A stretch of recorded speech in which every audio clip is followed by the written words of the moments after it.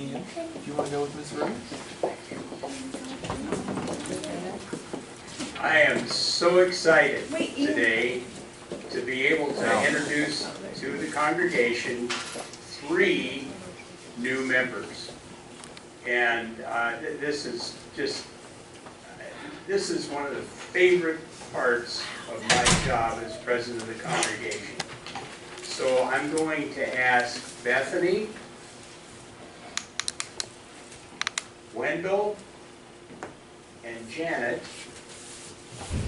to come forward.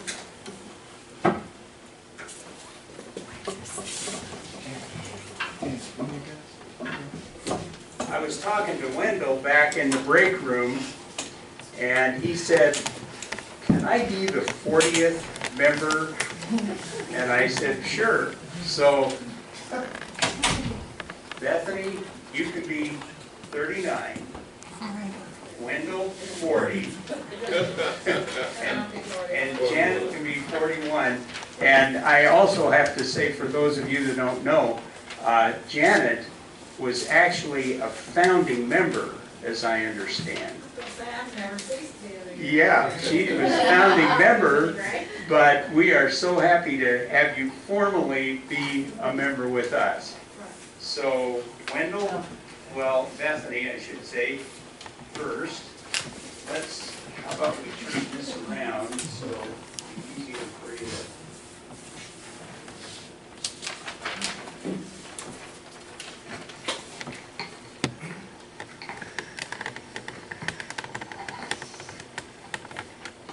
Hold that for me, please.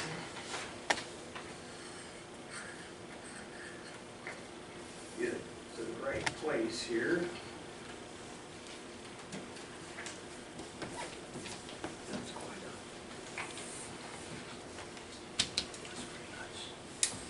Now, the numbers don't correspond with what we said because we've had members who have passed away, but, so.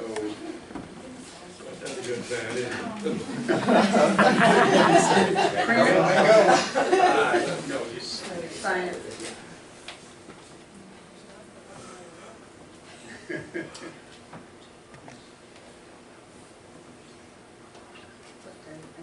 Today's date? Yeah. Today is the 23rd. Okay.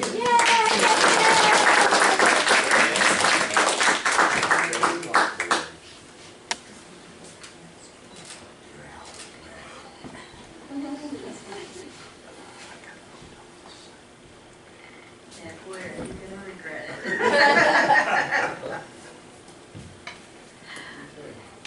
Yay, Wendell!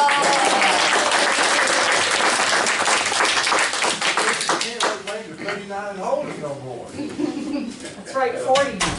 I told her I'd be 40 and holding. around 40th birthday 38 years ago. I was old then. I know, I did too. Hey, watch.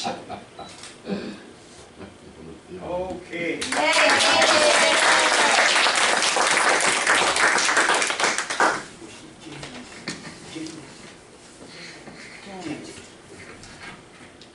Now, do you all have the welcoming, does everybody have access to one of these? Yes. Because I'm going to ask you to read along, not right now, but in a little bit. Each of you are present today to accept the responsibility of membership. Open Door UU Fellowship finds that each of you support the ideals and principles of Unitarian Universalism and our fellowship, and that you want to commit to these ideals and principles. The responsibility of becoming a member is a lifetime process. We are glad that you have chosen to be one with us.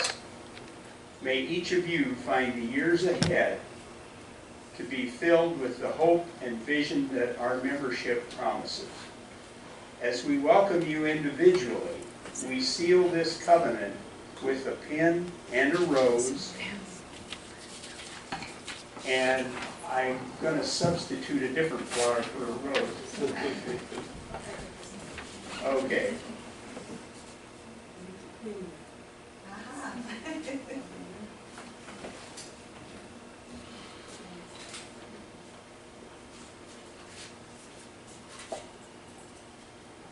I need a different one from you. I'm gonna take one of these, is that okay? Sure.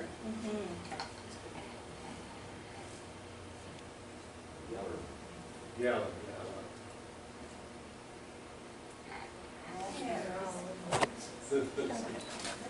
There you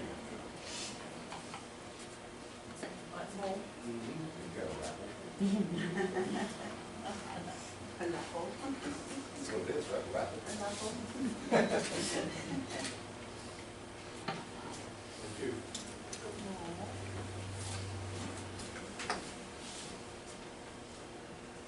You gotta stand between the women, that way it'll be a thorn between two roses.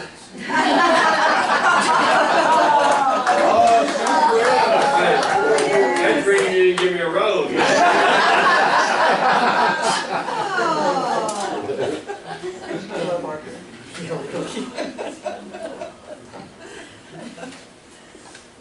Now, congregation, if you please stand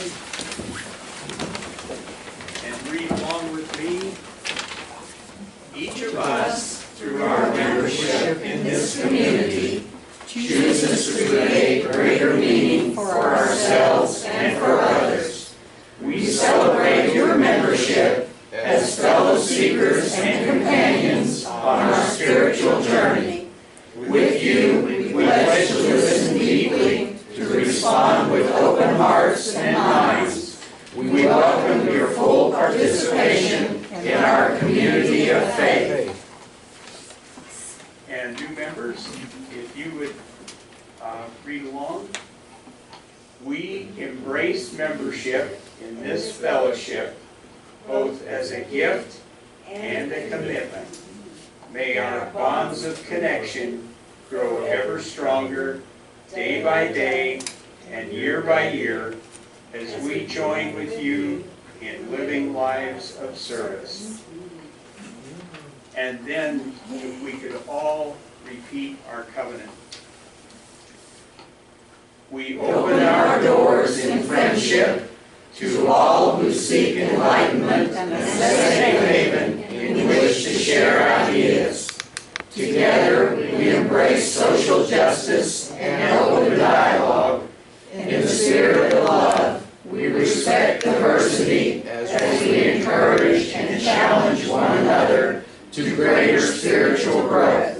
Steadfast in our shared vision, we raise our voices in gratitude for our connection to one another. And welcome new members.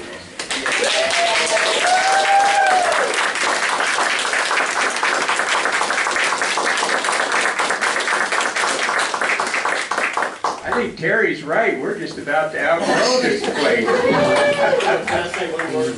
Yes. The first time I went to church with you all was down at Trinity. And I told my brother, I told you all this back then, I told him I went to church, and he said, well, did the church fall in? It's been so long, and I said, well, yeah, I could remove the metal building and it won't fall in next time. When I tell him I join, he's going to say, well, did the church fall in? Well, bring him, Wendell. Yeah, bring him. Well, he can't get, he's homebound. Oh.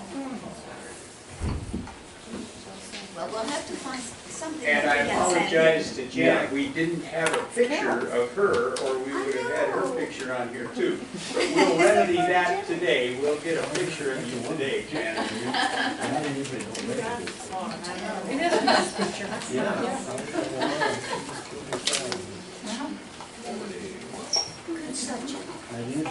This is the time in our service in which we share our offering.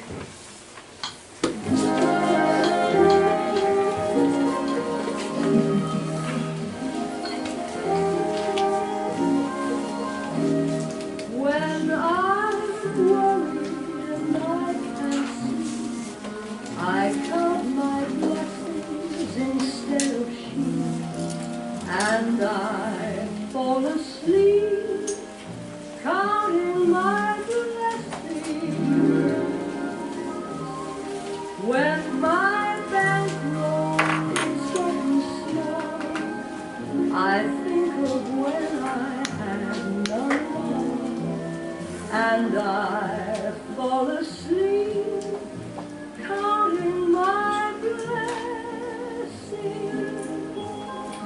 I think about mercy, and I picture curly hair, and one by one I count them as they slumber in their bed. If you're worried and you can't sleep, just count your blessings instead of sheep, and you'll fall asleep counting your blessings. I think about mercy, and I picture curly hair, and one by one I count them as they slumber in their beds. If you're worried and you can't sleep, just count your blessings instead of sheep, and you'll fall asleep counting your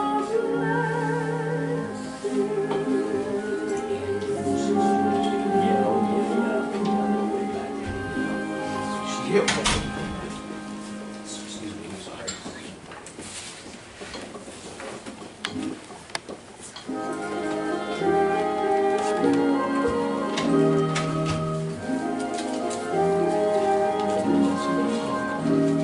When I'm worried and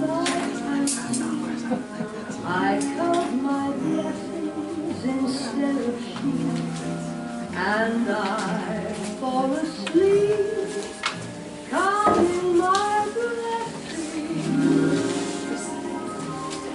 When my bankroll is getting small, I think of when I had none, and I fall asleep counting my blessings. I think about mercy, and I picture curly hair, and one by one I count them as they slumber in their bed. If you're worried and you can't sleep, just count your blessings instead of sheep, and you'll fall asleep counting your blessings. I think about mercy, and I picture curly hair, and one by one I count them as they slumber in their bed. It's already, it's If you're worried and you can't sleep, just count your blessings instead of sheep, and you'll fall asleep counting your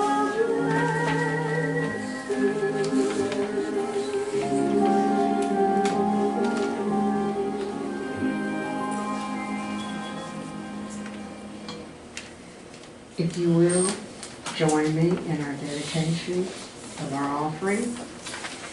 May these gifts be a means of improving our world through us, alongside us, and sometimes in spite of us. We offer them in gratitude and thankfulness for all our many blessings. And now, dear congregation, we have a blessing from our choir.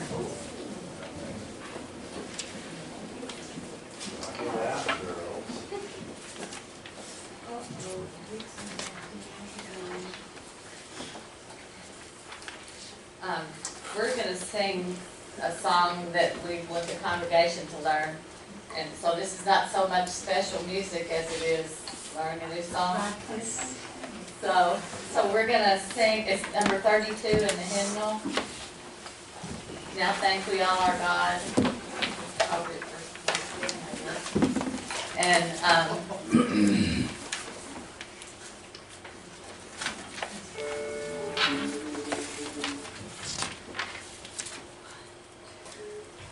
if you all would sing the second verse with us, we're going to sing the first and we'll sing the second.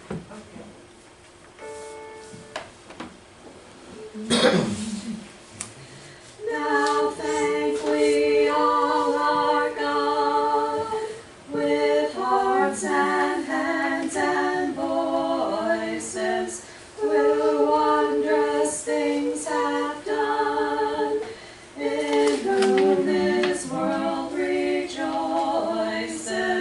who from our mother's arms hath blessed us on our way with countless gifts of love, and still is ours today.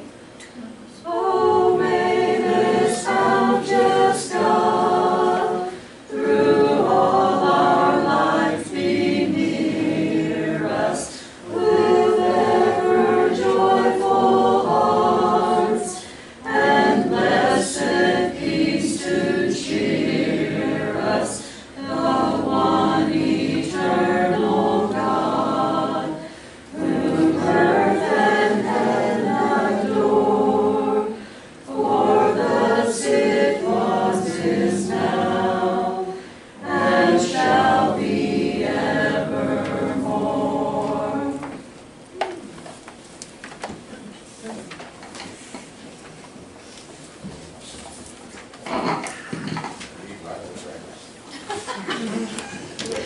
Not them. Oh, that sounded great.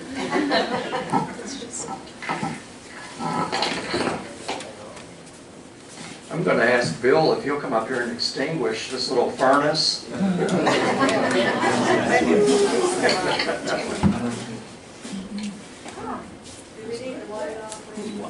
No. It's nice when we have so many people here on a Sunday morning that the bodies make so much heat we have to turn the air conditioning on. So many of you have already voiced reasons why you're happy and thankful and appreciative of so many blessings and good things in your life. I'd hope maybe after my talk this morning we'd continue that, but it's already 11:30. So this has been such a joyful morning, you know, a lot of good things happening.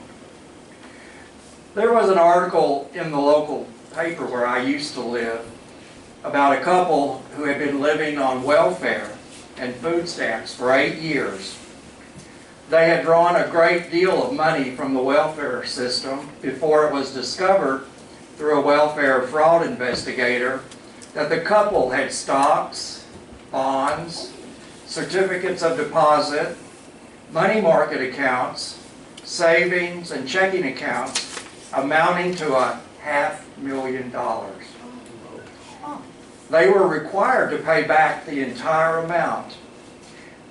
They were then required to serve time in jail and make restitution to the Department of Human Services. Fortunately, that case is the exception rather than the rule, and there is a system in place to find those who try to misuse what was intended to benefit people who are truly in need. The point in telling the story is that it is a perfect example of the fact that enough is never enough. No matter how much some people have, they will always want more. And in some ways, that is true of all of us. The first point we all need to awaken to is an attitude of appreciation, because it creates contentment. We suffer from a disease some have called affluenza, the virus of affluency and prosperity. There are millions of examples to which we could point to prove that wealth, prosperity, and material things do not satisfy. They only create a desire in us for more. Just take a look at the stars of television and movie fame. How many of them are addicted to alcohol or drugs? They have it all, yet there is an emptiness deep down inside of them that they are still trying to fill. There is a hunger they cannot satisfy and a thirst they cannot quench. In contrast to them, listen to the words of Paul, the man who single-handedly did more to spread the Christian religion throughout the Roman Empire than any other first-century evangelist. He described what his life was like. We are hard-pressed on every side, but not crushed. Perplexed, but not in despair. Persecuted, but not abandoned. Struck down, but not destroyed. Paul's life was filled with many difficulties which he could complain about. How many of us would put up with constant stress, confusion, persecution, and beatings that left deep scars and permanent injuries and still maintain a positive attitude? But Paul had learned an important secret to life.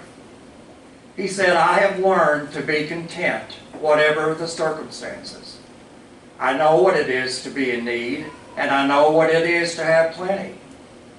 I have learned the secret of being content in any and every situation, whether well-fed or hungry, whether living in plenty or in want. He had learned the secret of not living life based on the conditions around him. He could be content in prison as well as at home. His happiness was not based on situations. His contentment came from deep inside himself, where he knew he was fulfilling his purpose in life. Wise persons will tell you, don't wait to be happy. Don't postpone happiness until your situation changes, or you have acquired a certain thing. If you cannot be happy now, you will not be happy then. For happiness is not a matter of what you have or what situation you're in. It is a matter of who you are and how you respond to life. It is found within, and unless it is on the inside, all the things in this world on the outside will never make a difference. If you have been saying, I'll be happy when, then you will never be happy. Because when that condition is met, there will be a dozen more conditions to take its place. If you cannot learn to be happy now, you will never learn to be happy in spite of how much you have or achieve.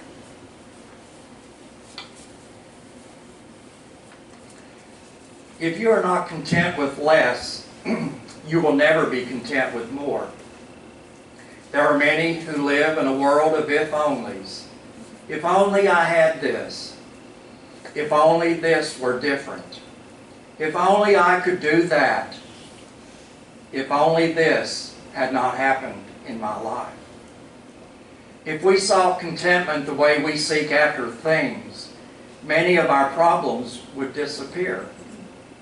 The biblical book of Ecclesiastes says, whoever loves money never has money enough. Whoever loves wealth is never satisfied with his income. You could be the wealthiest person on the face of the earth and still not be content.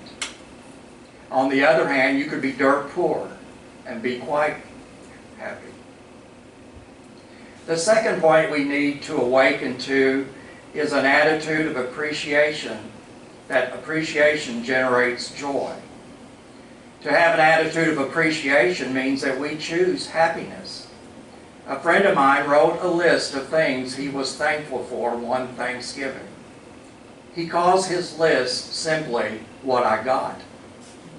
His list included having a meaningful life, a loving wife, a healthy family, an abundant life, a meaningful vocation, friends, opportunities to grow in grace, knowledge, and experience, and the list goes on and on.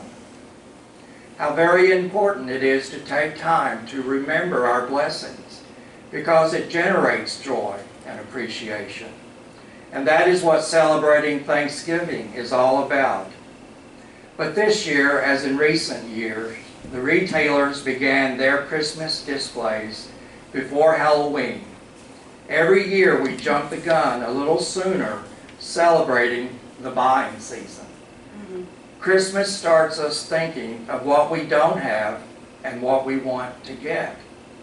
Thanksgiving reminds us of what we have and hopefully takes our mind off our wants and focuses them on our blessings. Thanksgiving gives our hands a rest from our labor and time to think about how truly blessed we are. Thanksgiving gives our minds a rest from thinking about our problems and lets us remember how few problems and needs we really have. Often we are content, that is, until we start looking through all the catalogs we're receiving in the mail, or we like our cars until we see the new one our neighbors just purchased. We are satisfied with our clothes until we stroll through the mall or other retail shops. We love our homes until we drive through more affluent subdivisions and see how they are building homes that resemble small mansions. I often think of what it would be like to own a log cabin on the bank of some rambling stream, lost my place, in the mountains. I am satisfied with every area of my life until I start comparing mine with someone else's. I feel like I have enough of everything until I see someone who has more. Comparisons breed envious thoughts, jealous hearts, and grudging dispositions. They rob us of the joy of life. A few years ago, a new book reached the #1 spot on the New York Times bestseller list. The book's title was Final Exit by Derek Humphrey, the director of the National Hemlock Society. It gives detailed instructions on a variety of ways to commit suicide. When a book is written about how to end your life and it ends up on the bestseller list, you get the impression that there is something wrong out there. Not much contentment or joy. All of this in the wealthiest land in all the world, with more privileges, freedoms, possibilities than anywhere else at any time. It speaks of how much we take for granted and how much ingratitude has poisoned our hearts. People have piled things on top of their pain and found that they make poor anesthetics. Under all the luxury, we are still more unhappy than many of those who live in abject poverty. Is there any more telling evidence that we are a people desperately in need of gratitude? Can anyone come up with a more plausible explanation?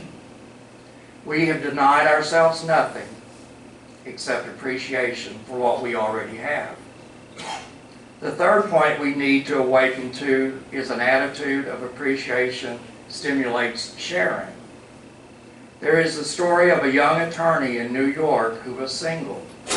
Every year at Thanksgiving, the senior partner of the firm would buy everyone a fresh turkey for their Thanksgiving dinner. The young man never knew what to do with his turkey since he did not have a family, but every year he accepted it generously.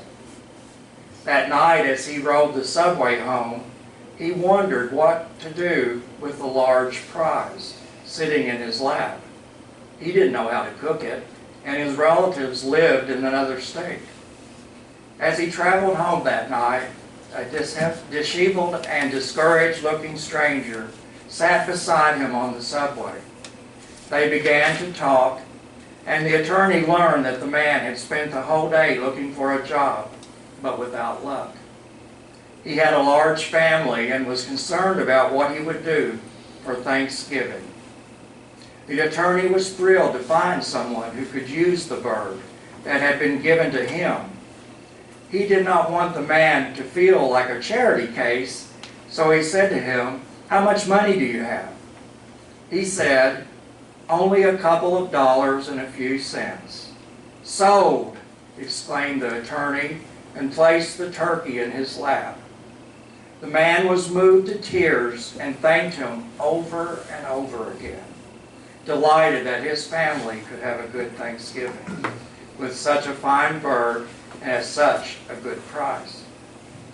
Hopefully, as believers in and observers of the 7 principles of Unitarian Universalists, we have found contentment.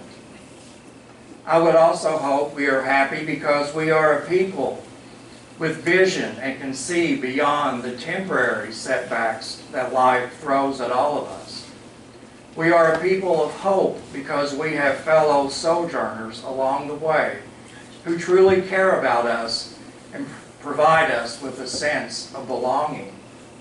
In an article entitled "What Good is a Tree?", an author in Reader's Digest explained that when the roots of trees in a forest touch, there is a substance created which makes it possible for all of the trees to survive together. A special fungus grows which helps link the roots of different trees, even of dissimilar species. A whole forest may be linked together in this way. If one tree has access to water, another to nutrients, and a third to sunlight, the trees have the means to share with one another. That is a picture of what we should be like as we experience our life together here on earth, providing mutual support and sharing.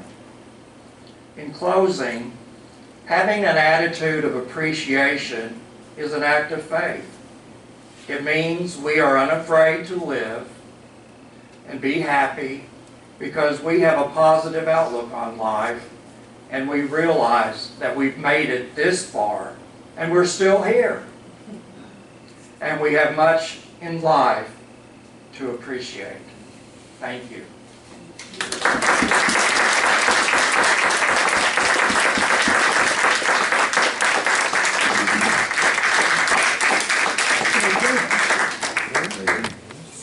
I think it might be easier to actually be happy in a different culture than in a wealthy culture like ours. Because it really, it just keeps you on fire with want all the time.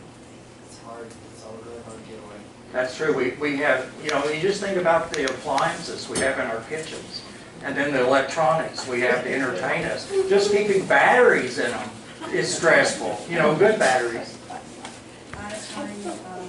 I am grateful this year for seeing the miracle I've been waiting for a long time. People standing up and saying, we will not work on Thanksgiving.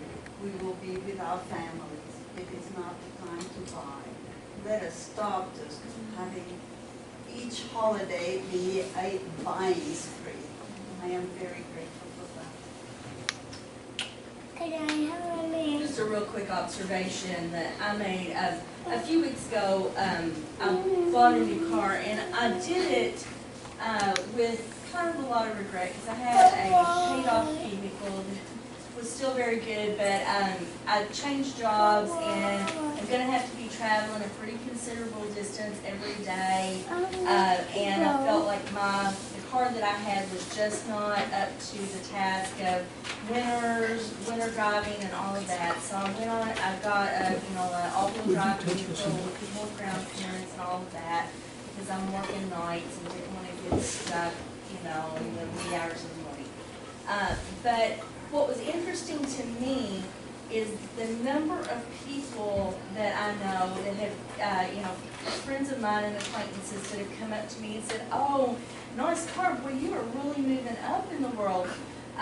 When I consider myself a little bit poorer than I was, because now I have to make a car payment that I did not have to make before, and I have to give a considerable chunk of my money to Don Moore, and so now I don't have that, you know, and but in their eyes, I have moved up in the world, you know, so it's just like a difference of perception. I would have preferred to have kept my money and the car that I had and not had a car payment.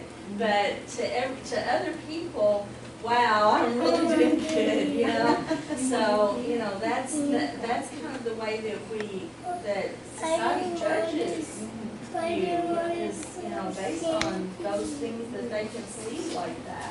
Money in the bank, that doesn't cut it. You know, the downside of a new car is 5 years of payments. But you're gonna be grateful when you do not break down on the side of the road. Oh, yes, I'm grateful that I had the means to get what I needed. I'm also, you know, grateful that, you know, I was able,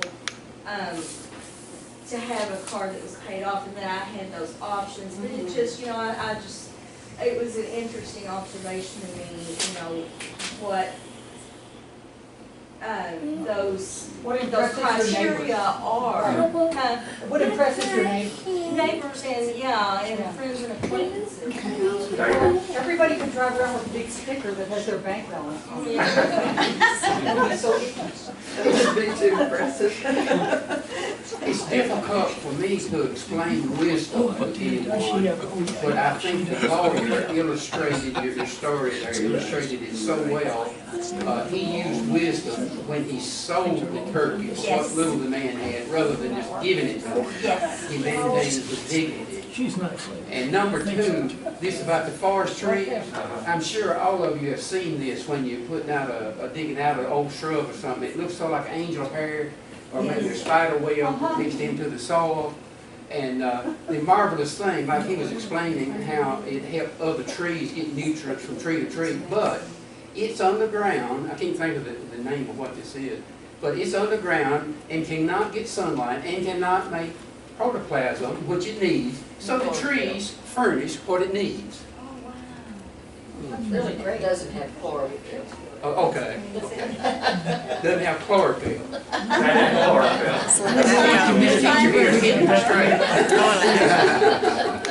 David, on that point, the world's largest organism is a grove of aspen trees in Colorado. All over The world's largest organism. one. There's one grove of trees. Where is in Colorado, you know? Mary. I love the tree story. I was told that year, but I think we have to remember that when we're being grateful, there's a lot of people who don't have a lot to be grateful for anymore.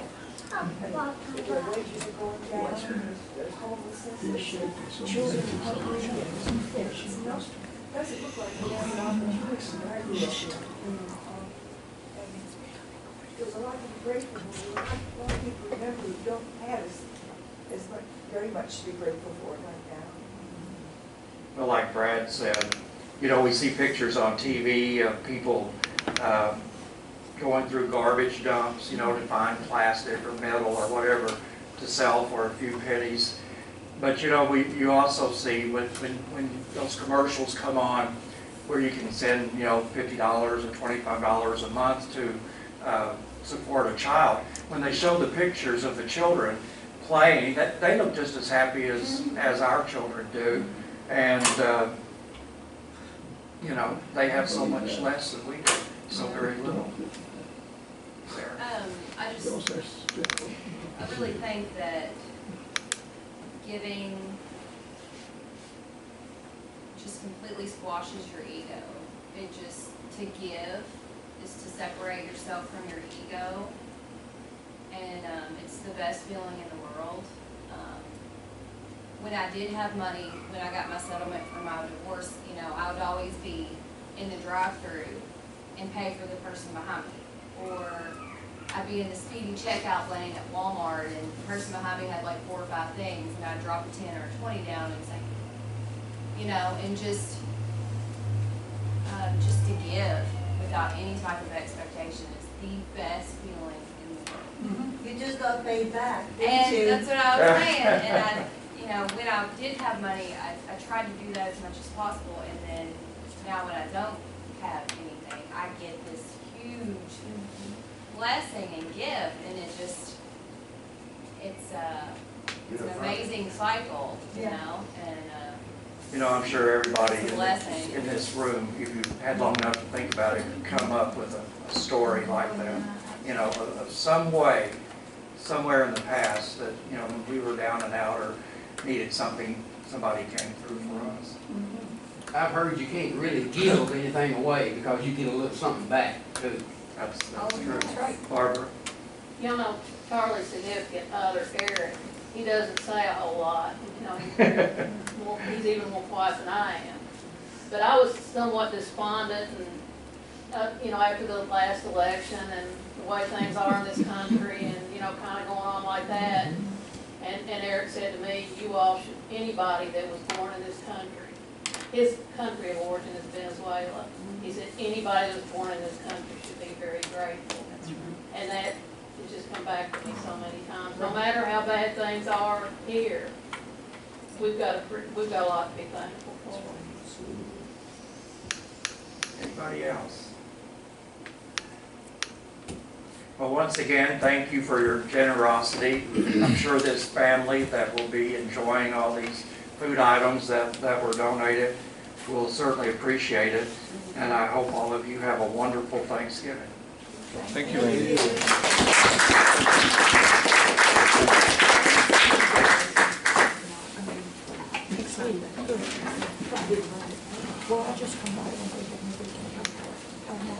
It's gotta be killing you, JP. It's gotta be killing you. I just want to say, I think, It's almost 12. I've been in church all my life. And this service today, for me, is probably the most nurturing and blessed service I have ever been in my entire life.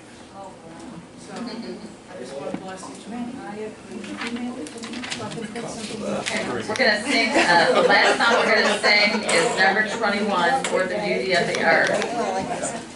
If you wanna stand or however you wanna do it, you can, we're all grateful for the earth, is the last thing we're gonna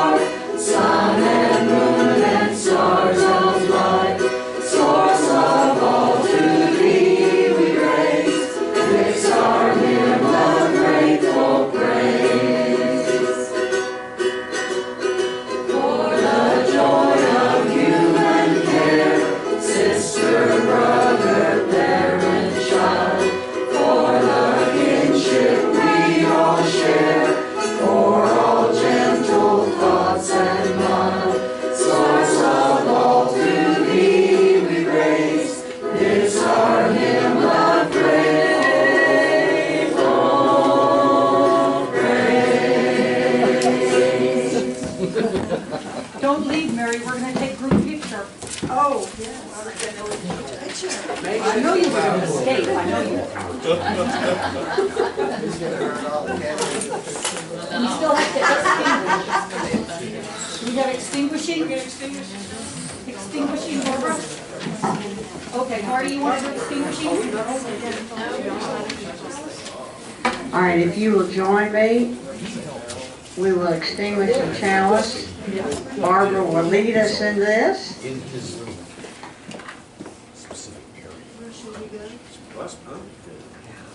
Ready? Extinguishing? Join with me.